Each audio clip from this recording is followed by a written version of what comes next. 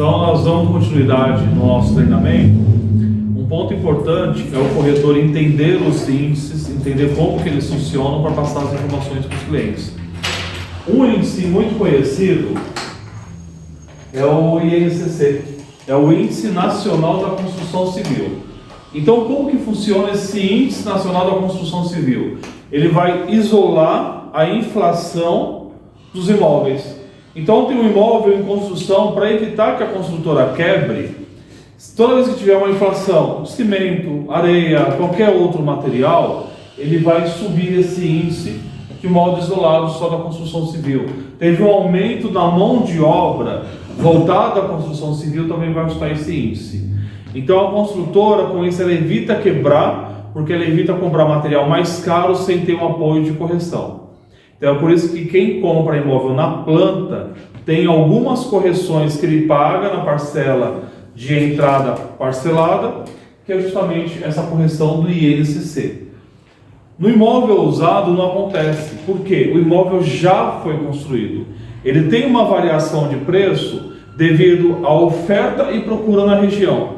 Aquele velho índice de procura e oferta. Muita gente procurando, pouca gente vendendo, o preço sobe. Muita gente vendendo, pouca gente procurando, o preço cai. Então o INCC eu aplico em imóveis novos para proteger a construtora e para um bom andamento da obra, porque ele vai calcular a inflação específica. Quem está comprando o consórcio, às vezes a pessoa é contemplada no primeiro mês, pagou mais barato.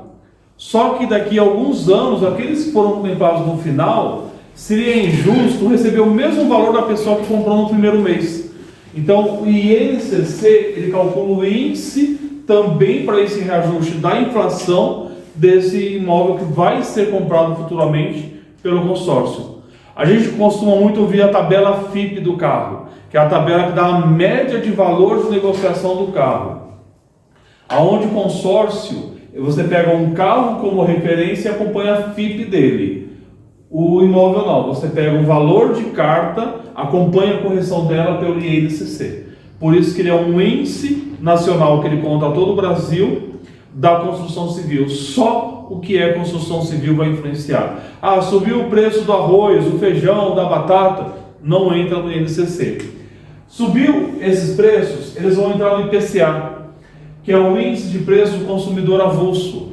Ou seja, o IPCA ele vai pegar todo aquele índice do que um consumidor individual tem para sobreviver. Então o alimento, o vestuário, as necessidades básicas que uma pessoa tem vão corrigir esse índice. É um dos principais índices para corrigir a inflação, muitas vezes até mesmo para corrigir o salário, quando é feito a alteração de valor do salário mínimo, e em alguns casos é usado para corrigir o aluguel também. Tem uma maneira que é utilizado o IPCA, mas daqui a pouquinho eu explico.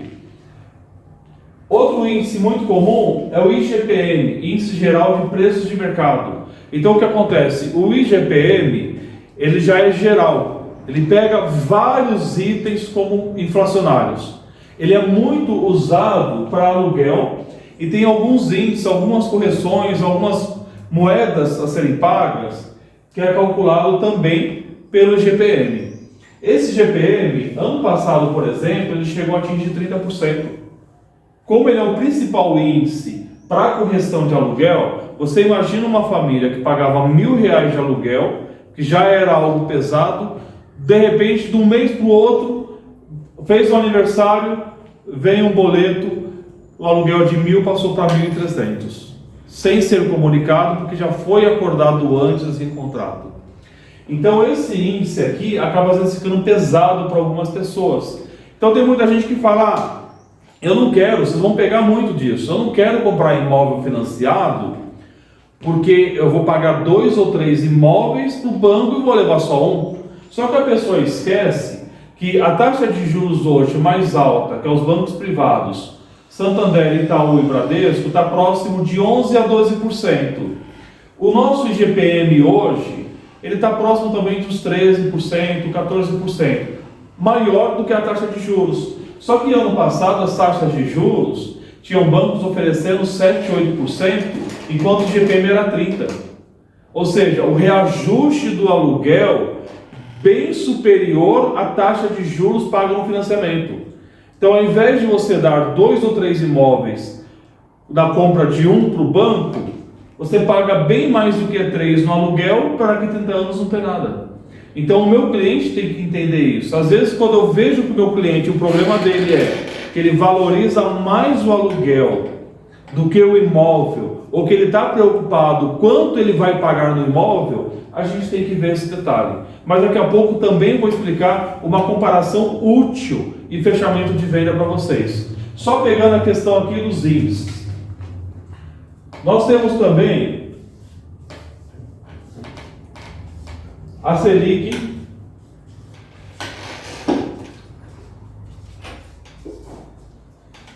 a poupança. Por que Selic e a poupança?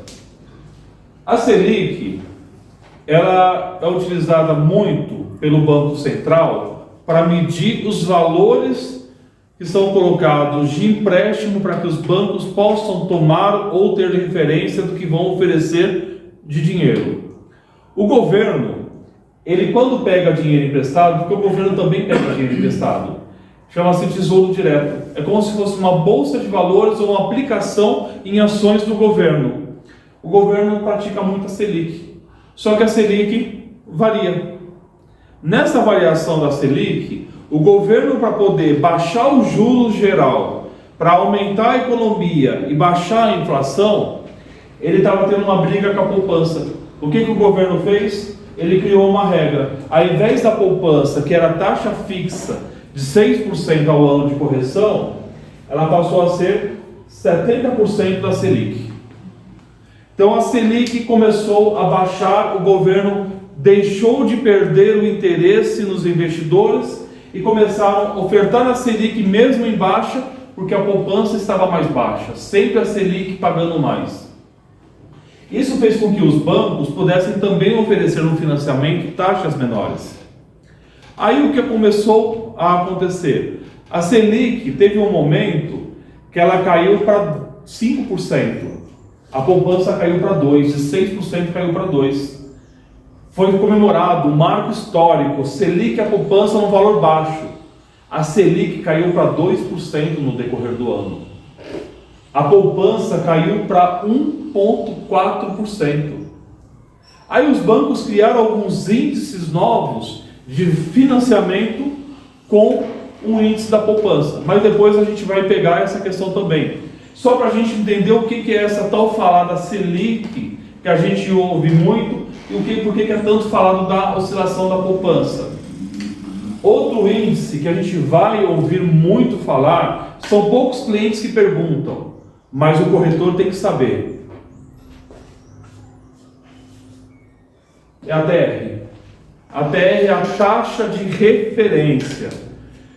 Então, como que é calculada a TR? Como que é essa taxa de referência? Eu tenho um dinheiro guardado no FGTS contra a minha vontade, mas ele está lá guardado. Ele corrige 3% ao ano como valor fixo, ele não tem oscilação de poupança e nenhum outro índice. Só que ele tem uma correção da TR. Se a TR subir, eu tenho os 3% mais a TR. Os financiamentos habitacionais voltados ao plano sociais, o dinheiro, ele não vem da poupança, ele vem do FGTS. Então ele tem uma taxa de juros fixa, baseada no programa, mais TR. A TR durante muitos anos ficou zerada. Então era só aquela taxa de juros. O que aconteceu? A TR começou a subir um pouquinho por causa da nossa inflação descontrolada. A TR deu alguns anos 0,4, 0,5, 0,2. Esse ano agora de 2023, a TR chegou acumulado de quase 2%. Para a TR é alto, mas comparado aos outros índices, é o mais baixo que tem. Então agora que a gente entende um pouco esses índices, vamos entender qual que é a influência deles dentro do mercado imobiliário. Então o INCC, enquanto o imóvel está sendo construído, não foi me entregue, ou enquanto eu estou devendo para a construtora, eu vou ter essa correção do INCC.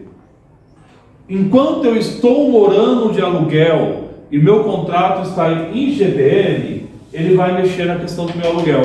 Só que o IPCA, a TR e a poupança, através da Selic, podem variar de acordo com o plano de financiamento. Então o governo fez um anúncio, fez toda aquele chamada bem atrativa, que o cliente iria pagar para a Caixa Econômica de 2 a 4%, mais IPCA ou mais poupança.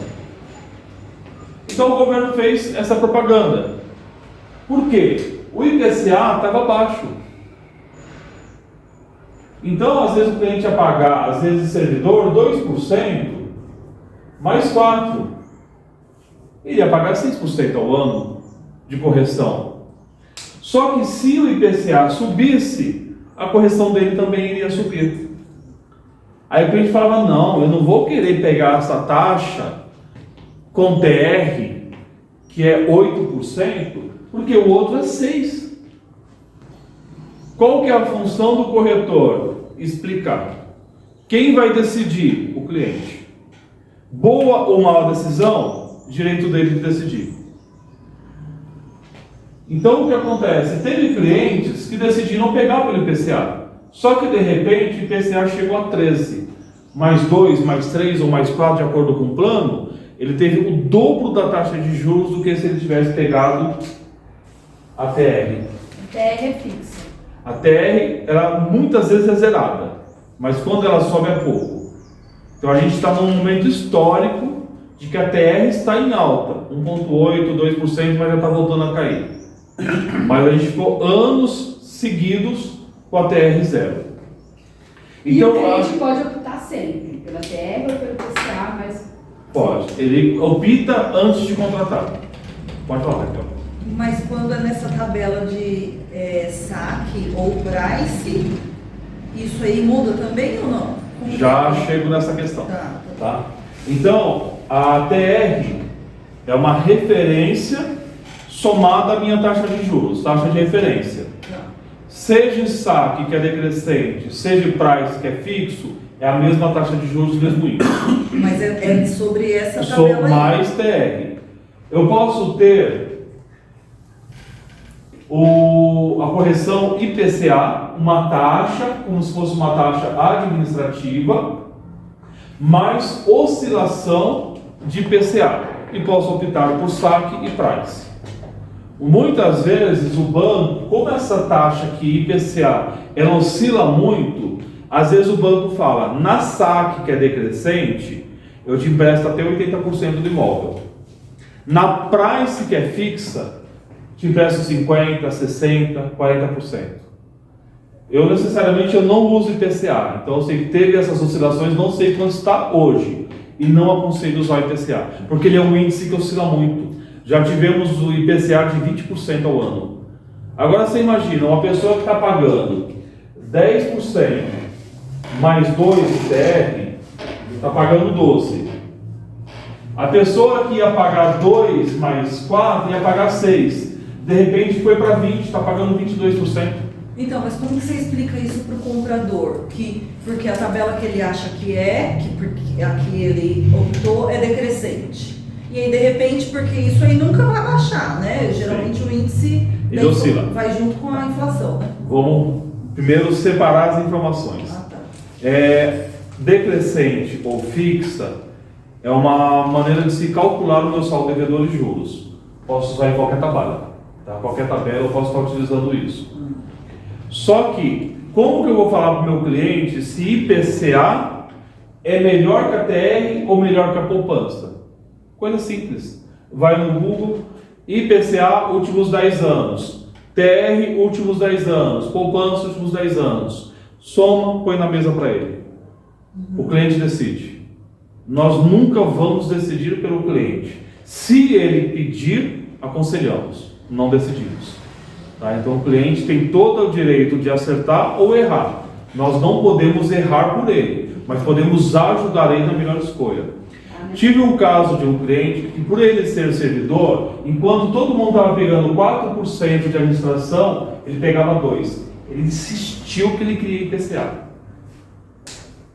Eu passei horas pesquisando, calculando, fazendo vários cálculos, não só do índice, mas de variações, para explicar para ele que o IPCA não era interessante. Aí, com muito custo, ele entendeu e aceitou. No ano seguinte, o IPCA disparou. O IPCA de 4% que estava em baixa, foi para uns 12% mais ou menos. Aí ele já se sentiu mais aliviado, que a taxa dele que estava mais alta, em torno de 1% só mais alto, 2%, que era 7% ao ano, ainda é 7% ao ano. Hoje, considerado uma taxa baixa no programa dele, que é o programa SBPE, que está valendo de 10 a 12. Ele pegou até aquela taxa, não ia mudar, só ia ter a correção da TR. Então, se eu aplicar 7 mais 2, 9, ainda está abaixo do 10 mais 2 hoje, e muito mais abaixo do IPCA hoje, que está em torno de 7% mais os 2, 9%, ou de anos anteriores, que foi 13, 14%. Então, é uma taxa que oscila, ela vai sempre oscilar. Então, não é segura para o meu cliente, é segura para o banco. Para o meu cliente, não. Só que o cliente é quem vai decidir. Esse 10 aí que você está falando é o... A taxa atual de juros. Então, é tipo assim, o banco é 10%, cobrando 10%. mais 2 que é a variação da TR. Então, na verdade, a pessoa paga 12%. Isso, mais esse TR na maioria dos casos é zero. Por isso que você fala que a taxa de juros dos bancos está 12%, porque é somando os juros do banco, mais a... Não, os bancos, a taxa de juros é taxa mais TR. A taxa não altera, contratei não altera, mas o TR altera. Então sempre a gente fala taxa mais TR. A taxa não altera, mas o índice de correção altera. Esse índice, muitos anos ficou zero, ele está voltando a caminhar para o zero novamente. Por isso que ele é mais seguro. E aí oscila na prestação da pessoa. Oscila, vou passar depois como que oscila também. Então essa questão da TR hoje é mais segura. Na dúvida do cliente, na dúvida de vocês, qual que é melhor? É a TR. A poupança, vários bancos começaram a cobrar 2%, 3%. Teve uma época que estava uma propaganda que o Itaú estava oferecendo taxa de 5,99% ao ano. Que era a poupança a 2% mais uma taxa administrativa do Itaú de 3%. Uma taxa do Itaú... Isso mesmo, 3% mais uma taxa de 1,99% da poupança. Então o Itaú estava oferecendo aquela taxa baixíssima, 5%, 6% ao ano. Só que, conforme a poupança foi subindo e a poupança voltou para 6%, aquela taxa que era 2%, que na verdade era 3%, mais poupança, que era 2%, dando 5%, aqueles 3% continua. Só que aqueles 2% que substituíram a TR, hoje é 6%. Então, isso aqui são índices que um substitui o outro. Então, o índice da poupança, teve muitas vezes que ele esteve baixo, então eles colocaram uma taxa de juros, uma administração baixa, para poder colocar esse índice que variava. A soma ficava menor que a TR, que era zerado. Por quê? Eu tenho uma administração e uma oscilação. Aqui eu tenho um que quase oscila e um valor fixo para o banco não perder.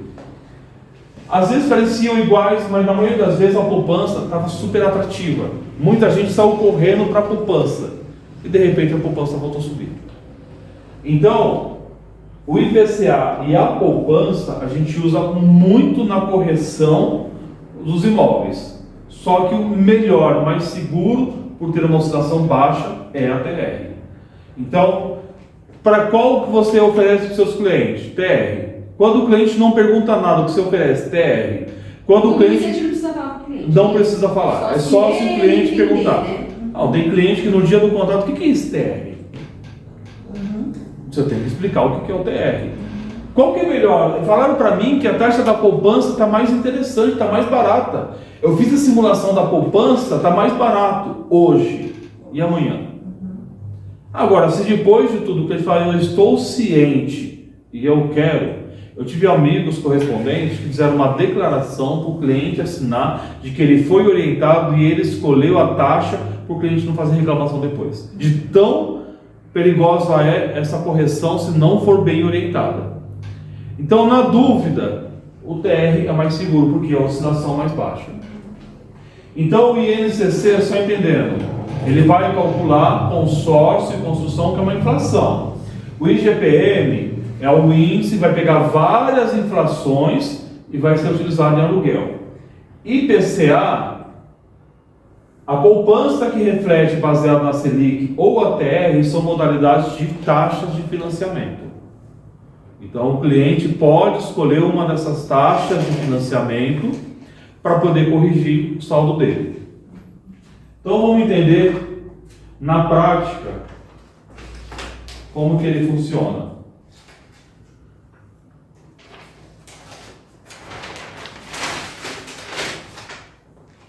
Hoje, eu estou devendo para o banco R$100.000.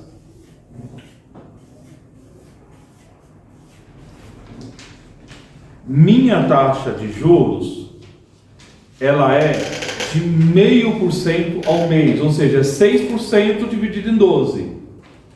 Então a minha taxa, que a gente sempre fala ano, mas na verdade vamos contar aqui ao mês,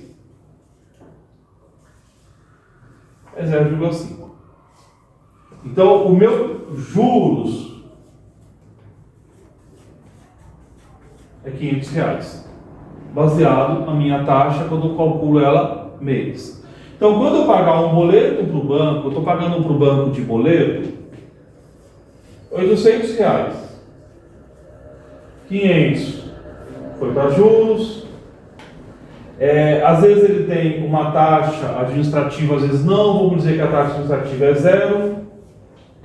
Mas ele tem um seguro de vida. Vamos dizer que esse seguro de vida dele seja de R$30. Ele amortizou de dívida R$270. Quando eu somo tudo, deu R$800, que é o que eu paguei. Só que nesse bendito mês, eu tive o meu índice de TR. A minha TR esse mês, ela deu uma variação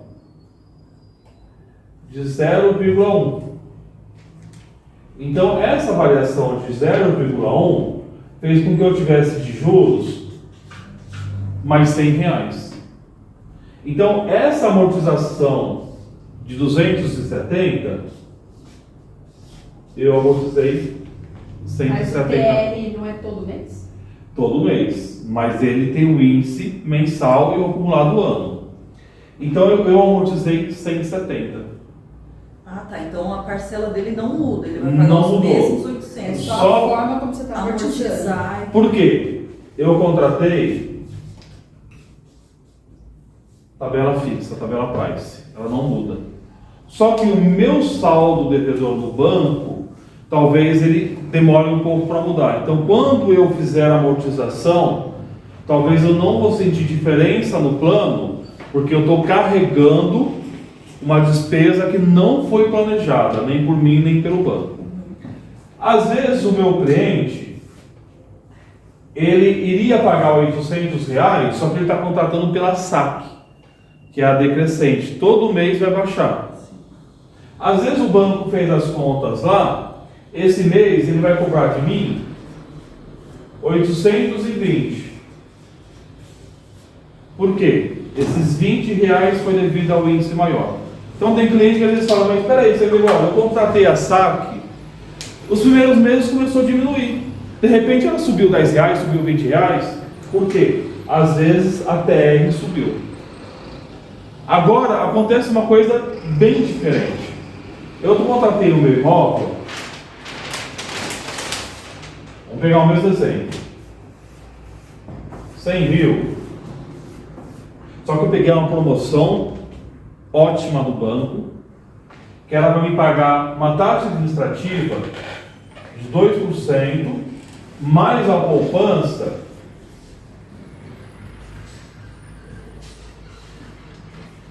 de 2%.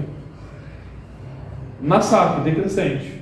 Aí, quando eles fizerem a provisão, eu pego esses 4% aqui, eu vou dividir ele por 12, para saber qual que é o índice mensal.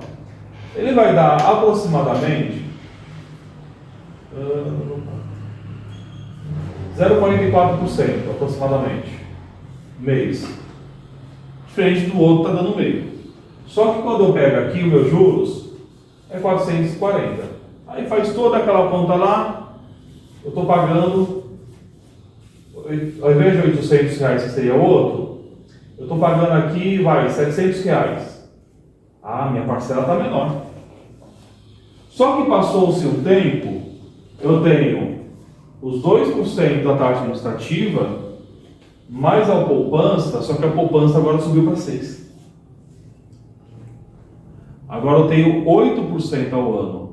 Se eu pegar 8, dividir por 12, eu vou ter 0,67, mais ou menos isso, 0,67.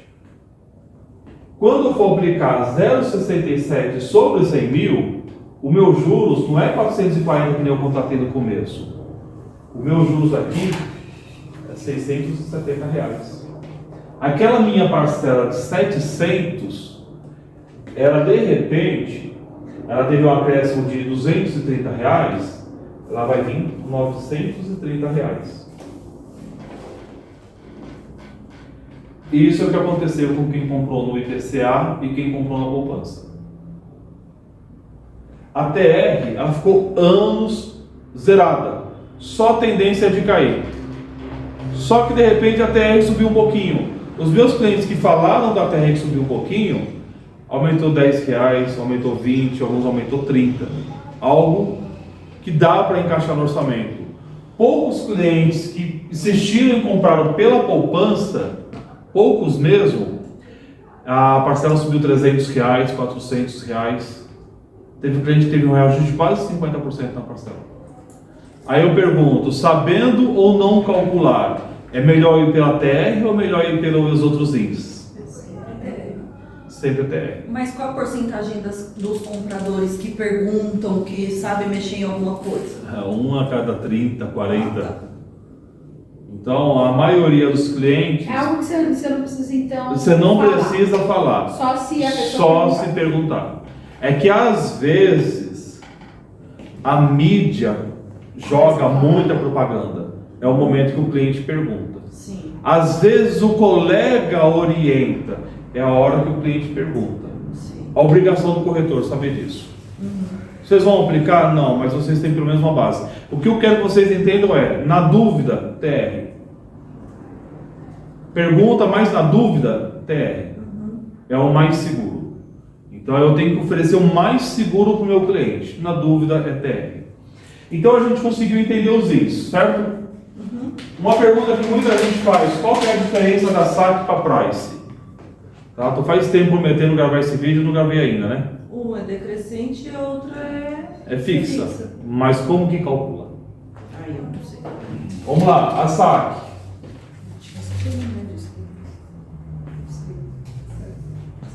Eu tenho R$100 que eu peguei emprestado com taxa de 10% ao mês, o famoso crédito pessoal, e eu vou pagar em 10 vezes pela SAC. Como que eu vou calcular isso? Primeiro mês, eu vou calcular 10% de 100. Dá quanto? A bota dos 10% vocês conhecem. Dá 10. Eu parcelei os R$100 em 10 vezes, não foi? R$100 dividido em 10? 10. Eu vou pagar uma parcela de R$20. Segundo mês, meu saldo devedor, eu paguei 10. 10 aqui foi juros. 10% de 90. Então o meu juros é 9. Mas eu não parcelei os 100 em 10 vezes? A parcelei no 10. Paguei 19. Caiu R$1. já começou a ficar decrescente. Segundo, terceiro mês, como eu paguei 10, eu não devo 90, eu devo 80. 10% de 80, mais 10 que é a minha parcela, vai decaindo. A última, eu vou pagar R$11, porque eu vou estar devendo 10% é a 1, vai dar R$11. Essa é a SAC. Então é assim que a SAC funciona. Foi criado um cálculo francês chamado price, que é fixa. O que é essa price e o que é essa fixa? Ele funciona assim. Ao invés de eu pegar e colocar para você todo mês pagar 10 mais os juros, eu coloco lá dos seus R$100, tá? É só uma suposição. Você vai pagar para mim R$15 por mês, com uma taxa de 10%. Então, como que eu faço a conta? Essa conta ela é feita assim. Quanto que é 10% de 100? 10. Então, esse aqui é meu juro. Mas, para chegar em 15, quanto que eu tenho ainda? 5. Isso aqui é minha dívida. Paguei R$15. Deu para todo mundo entender? Então, os juros, 10% sobre 100 é 10. Paguei R$5 da minha dívida, paguei 15. No mês seguinte, eu devo 100. Quanto que eu devo agora? 95. Eu não paguei 5 da minha dívida? Então, eu tenho 95 que eu estou devendo. Quanto que é 10%? Aqui é a minha porcentagem. Quanto que é esses 10% de 95? 9,50. Então eu tenho 9,50 mais. Eu não prometi pagar R$15 por mês? Então a minha dívida, eu não vou pagar 5. Eu vou pagar 5,50. Quando eu somo, eu paguei os mesmos 15. Caramba, eu não entendi nada. Vamos voltar. É bom que muita gente não vai entender, vamos voltar. Eu tenho R$100. Acho que eu viajei. Prometi pagar em parcelas fixas de 15. Sim. A minha taxa de juros é 10%. Tá. 10% de 100. 10. Prometi pagar quanto? Você prometeu 15. pagar 15. 15. Então, se 10 é juros, quanto que é da dívida? 5. Então, eu tenho 10 de juros mais 5 da dívida, eu paguei 15. Sim. Mas só amortizou 5. Só. 100 amortizo 5. Quanto que eu estou devendo esse mês? 95. 95. 10% de 95 eu tenho quanto? 9,50.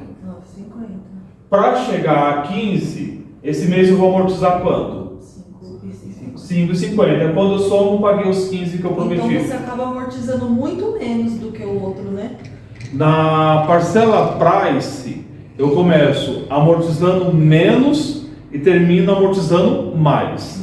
Esse mês eu estou amortizando 5,50. No próximo mês, eu estou devendo agora, como eu paguei agora 5,50, eu estou devendo 89,50. 10% é R$8,95. Aí para 15, eu tenho que somar mais 6 e 5.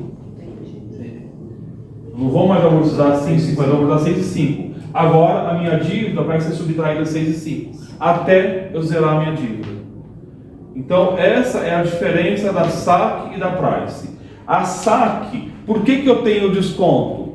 Porque eu vou amortizar o mesmo valor quase que sempre, só que eu amortizo, a minha dívida é menor, baixa a minha parcela. Eu amortizo, minha dívida é menor, baixa a minha parcela. Aqui eu combinei pagar fixo, então eu não consigo pagar mais no começo. Eu pago menos, amortizo 5. Pago o mesmo valor no mês seguinte, amortizo 5,50. Pago o mesmo valor, amortizo 6,5. No próximo mês eu vou amortizar um pouco mais. Então o que acontece? Eu começo a diminuir a minha dívida a longo prazo. Só que a saque eu não ia terminar com 11, aqui eu vou terminar com 15. Se eu pôr na ponta do lápis todas as parcelas, a price eu pago um pouco mais do que a saque. Não é tanto mais, mas eu pago um pouco mais do que a saque, porque eu demoro mais para amortizar. Só que para o meu cliente, o que acontece? Eu, na saque, eu tenho lá na saque um crédito de 100 mil. O cliente fala, não, esse imóvel de 100 mil eu não quero. Eu quero um imóvel em outro bairro. Aí, na price,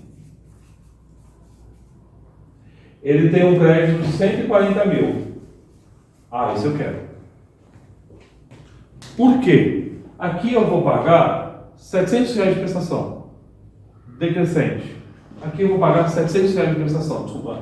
Na verdade, aqui eu vou pagar quase 900 de prestação e aqui eu vou pagar 900 de prestação. Só que aqui eu vou morar na Tiradentes decrescente, aqui eu vou morar em Itaquera parcela fixa. O cliente fala, eu prefiro muito mais pagar R$900 para morar em Itaquera do que para morar em Tiradentes. Vocês vão ouvir muito isso. Aonde a única solução para o meu cliente, qual que é? A price. Só que ele tem que, assim, vai depender também do que ele prefere. Se é no final, tá com a parcela ele vai de escolher se R$400. ele prefere morar em Tiradentes ou se ele prefere morar em Itaquera. E se ele, a longo prazo, ele quer pagar uma parcela baixa. Sim. Ou Mas a mesma no parcela. dia a dia, o cliente vai escolher crédito e região. Ah, tá. Vai ter alguns casos que o cliente vai chegar, você vai falar para o cliente assim, ó, o imóvel que você quer comprar, na tabela decrescente, sua renda permite, você vai pagar R$1.800 de prestação na saque. Ou você pode, o mesmo crédito, como é o mesmo crédito, você pode pagar R$1.400 de prestação na price. Esse cliente tem opção de escolha. É o mesmo imóvel que ele quer, a renda dele comporta os dois. Aí o cliente fala, eu prefiro a saque. Tem cliente que fala, não, eu quero pensar pagando menos, porque eu vou reformar, porque eu vou mobiliar, eu quero comprar na price. Esse aqui não existe um risco grande que nem o IPCA e a poupança. Tá? Então, como os dois são TR, o risco é menor, porque o índice é menor comparado a outros. Só que o que acontece? Esse meu cliente, ele pode escolher. Esse aqui vai escolher bairro. Esse aqui vai escolher parcela. Quem vai tomar a decisão? O cliente. É importante eu saber explicar? É importante eu saber explicar. Tem cliente que pergunta? Não. Mas eu tenho que pelo menos saber o que eu estou fazendo, porque eu estou trabalhando um sonho da pessoa. Não posso fazer virar pesadelo. Só para a gente poder finalizar essa parte aqui dos índices, uma questão muito importante que nós temos aqui. Então eu vi que eu tenho a saque, como calcula, tenho a price, como calcula, e tenho os índices, correto? O cliente às vezes ele vai chegar para você e vai falar assim, não, essa prestação está muito alta. Eu vou pagar uma prestação de R$1.200, isso aqui é uma suposição. Eu tenho muito cliente pagando parcela de 500, 600. O último cliente que eu aprovei, a parcela dele acho que chegou em 500, né? Ou deu 530. Só que vai de cada imóvel. Né? Eu vou pagar 1.200 de prestação. O meu aluguel, eu pago 800. Muito cliente vai falar isso. Só que aí, vamos fazer a seguinte conta para o cliente. Essa parcela aqui é na price. Primeiro ano de reajuste, digamos que a TR continuou zerada, que é o que mais acontece, ele vai pagar 1.200. Vamos dizer que o aluguel ele foi reajustado não pelo IGPM, fez um acordo lá, proprietário, inquilino, sem imobiliária, sem nada, 10% sempre. ele vai pagar 880. Segundo ano, na Price, o cliente vai pagar 1.200. Segundo ano no aluguel, 10%, vai dar R$88. Vamos dizer que fez um acordo entre os dois e arredondaram para 80. Ele vai pagar no aluguel 960. Terceiro ano, ele vai pagar 1.200. Terceiro ano deu R$96. Proprietário bonzinho arredondou para menos, R$90. Vai pagar 1.050. Quarto ano, ele vai pagar 1.200 de novo. 10% aqui, 1.005. Vamos dizer que o proprietário, que sempre arredonda para menos, vai pagar 1.150. Ele já está pagando aqui 1.150. No quinto ano, 1.200. Aqui eu tenho 115 de reajuste. Ele já está pagando R$1.265. Isso aqui vai continuar aumentando. Isso aqui vai continuar fixo. E muitas vezes a diferença não é de 1.200 para 800, é de 700 para 800, é de 900 para 1.000. A diferença é pequena, mas o cliente compara que está pagando um mais caro que o outro. Vamos parar e pensar um pouquinho. Se vocês pegarem a calculadora de vocês, depois qualquer hora vocês fazem isso, pega um aluguel de R$800, que é a média, pega um aluguel barato de R$600, coloca na calculadora vezes 1.1 e soma o sinal de igual. Toda vez que você apertar igual, ele vai fazer um reajuste sobre o saldo anterior de 10%.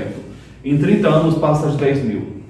Aqui a pessoa vai terminar, se fosse R$800, vai terminar com os 800. Se fosse 1.200, vai terminar com 1.200 o financiamento. Então quem vai ficar mais alto, o aluguel ou o financiamento? Então o pessoal fala, mas eu vou pagar 2 imóveis para o banco. Só que daqui 30 anos, quanto vai valer o seu imóvel? Se você somar todas as parcelas e comparar o valor atual do imóvel com o valor total que você somou, você pagou para o banco menos do que o seu imóvel vale hoje. E o aluguel nem é seu e ainda pagou 3. O imóvel, ele valoriza sendo seu. O aluguel valoriza sendo de outra pessoa para você ser reajustado. Então a gente tem que às vezes fazer essas contas. Só que às vezes a pessoa está na dúvida, não, isso não vai acontecer. Aluguel de 10 mil, 2 cômodos na Zona Leste, não existe. Pega no Google, salário mínimo 1994, quando foi implantado o real. Era R$70 o salário mínimo. Uma pessoa que pagava R$100 da Coab, fixo, o pessoal fala, você é louco, vai pagar um salário e meio quase. Tem muita gente, se vocês procurarem os prédios antigos, muita gente pagando 100, 150, R$200 de prestação. Que era um plano altíssimo que eles iam pagar, comparado ao aluguel de 40, 50, 60 reais. Quem ficou na vantagem hoje? E no fim você não tem nenhuma herança para deixar para os filhos. Nem para você na sua velhice você tem. A pior coisa na velhice você tem que pagar aluguel, você tem um monte de despesa. Ficar dependendo dos outros, porque você paga aluguel, o dinheiro não sobra. Ou você paga aluguel ou você come. Então o que acontece? Toda essa situação aqui, o cliente tem que entender. Então eu não preciso ser expert em índice, eu tenho que entender. Eu não preciso estar antenado totalmente nisso, mas tem que ter uma noção e saber que financiamento ainda é um bom negócio. Comparado a muitas situações, ainda é um bom negócio. E o aluguel não volta o dinheiro. Não volta. Aqui não tem jeito mais. Mas a pessoa, mas eu vou pagar muitos juros, amortiza. Se eu pegar e pagar para o banco um ano, com a taxa de juros a 0,5% de 100 mil, eu paguei 6 mil. Aí o meu imóvel vai sair para mim por 106 mil. Se qualquer lugar que você pegar 100 mil para pagar em 12 vezes, você não vai pagar 106 mil. Se você pegar para um mês para o outro, você não vai pagar isso. Só que o que acontece? Tem gente que fala, eu vou guardar dinheiro. Só que você guarda dinheiro, o preço vai subindo das coisas. Você começa a nadar contra a correnteza. Então, às vezes, você está na oportunidade, você pode comprar, agarra. Qualquer dinheiro que você juntaria mais, você amortiza. Qualquer aumento do aluguel, que você não vai ter aumento, você paga um pouco mais e amortiza. Aí você consegue. Guardar dinheiro hoje em dia não é fácil. E guardar o suficiente para comparar com a valorização e desvalorização das coisas é mais difícil ainda. Então, vocês entendendo isso aqui, vocês passam boas informações para de vocês. Encerrar para a gente ouvir.